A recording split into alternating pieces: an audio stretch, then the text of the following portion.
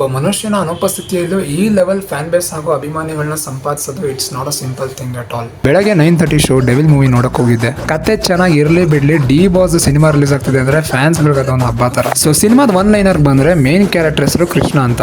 ನಟನೆ ಮಾಡಬೇಕು, ಹೀರೋ ಆಗ್ಬೇಕು, ಒಂದೊಳ್ಳೆ ಸ್ಟಾರ್ ಆಗಿ ಬೆಳಿಬೇಕು ಅನ್ನೋ ಒಂದು ಕನಸು. ಆ ಕನಸನ್ನ ನನ್ಸ್ ಮಾಡ್ಕೊಳ್ಳೋಕೆ ಒಂದು ಅಪಾರ್ಚುನಿಟಿ ಸಿಗುತ್ತೆ. What is that opportunity and ಆ ಅಪಾರ್ಚುನಿಟಿನೇ ಇವನ್ ಲೈಫ್ ಹೇಗೆ ರಿವರ್ಸ್ ಆಯ್ತು ಅನ್ನೋದೇ ಸಿನಿಮಾದ ಮೇನ್ ಪ್ಲಾಟ್. ಪಾಸಿಟಿವ್ ಅಂತ ಬಂದ್ರೆ ಸಿನಿಮಾದ ಫಸ್ಟ್ ಹಾಫ್ ಅಲ್ಲಿ ಕಾಮಿಡಿ ಸೀಕ್ವೆನ್ಸಸ್ ಅಂಡ್ ಗಿಲ್ಲಿ ನಟ ಅವ್ರ ಎಂಟ್ರಿ ಮಾತ್ರ ಸೈಕ್ ಆಗಿತ್ತು. ಡಿ ಬಾಸ್ ಬಿಟ್ಟರೆ ನೆಕ್ಸ್ಟ್ ಜಾಸ್ತಿ ವಿಸಿಲ್ಸ್ ಬಿದ್ದಿದ್ದು ಅವ್ರಿಗೆ. ಅಂಡ್ ಇನ್ನೊಂದು ವಿಷಯ, ಸ್ಕ್ರೀನ್ ಪ್ರೆಸೆನ್ಸ್.